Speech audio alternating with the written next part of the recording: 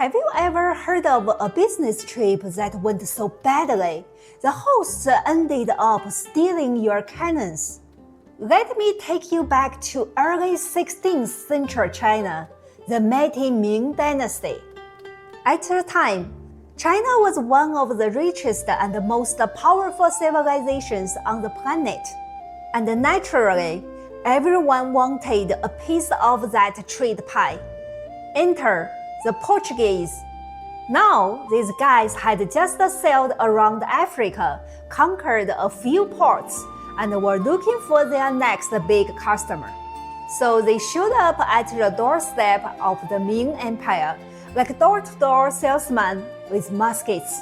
But here's the thing, Ming China didn't really do open trade.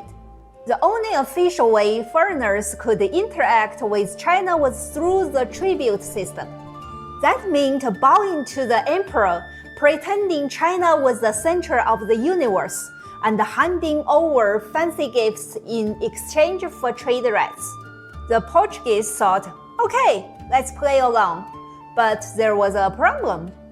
They couldn't say, hey, we are from Portugal, because Portugal wasn't on China's official list of countries. So they lied. They claimed to be emissaries from Malaccan, a Southeast Asian kingdom that was recognized by China. There was just one teeny tiny issue with that story. Portugal had just invaded Malacca. The real king had been kicked out. And now here were very European-looking people claiming to be Malaccan officials. Tall, pale, with green eyes and golden hair, wearing turbans and pretending to be Muslim traders. Basically, the worst undercover agents ever. The local Chinese officials in Guangzhou weren't fooled. These Malaccans didn't know any of the diplomatic customs, didn't speak the right languages, and frankly, didn't look the part. So when the officials asked, where's your official letter to the emperor? The Portuguese said, letter? It's in the other boat. Yeah, classic. Word got back to the Ming court, and in typical Chinese fashion, they chose diplomacy first.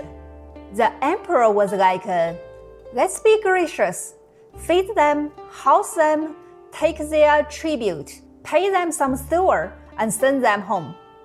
But a few Portuguese managed to sneak their way to Beijing by bribing an official. Of course, there they met the emperor himself, Zheng De, a guy known for his colorful personality. Click here to learn more about him. But for now, let's just say he had a pet tiger and liked dressing up as a soldier to sneak out of the palace. Zheng De found the Portuguese fascinating. He even tried learning Portuguese for fun. Things were looking up for our European adventures. Then the emperor passed away. His successor, Emperor Jiajing, was not a fan of strange foreigners in fanny hats.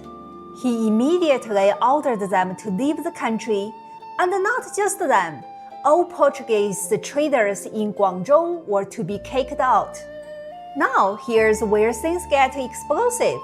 As Chinese officials arrived to evict the Portuguese, the visitors responded with cannon fire. Yep, they attacked the port city. Bad move. The local Chinese commander, a man named Wang Hong, knew he was beat. So instead of matching cannon for cannon, he used his head. He sent small, fast boats loaded with fire toward the bulky Portuguese ships. And thanks to some friendly south winds, the whole fleet went up in smoke. Victory for Wang Hong. 2 years later, the Portuguese tried again. Bigger guns, more ships, same bad attitude. And once again, Wang Hong was ready.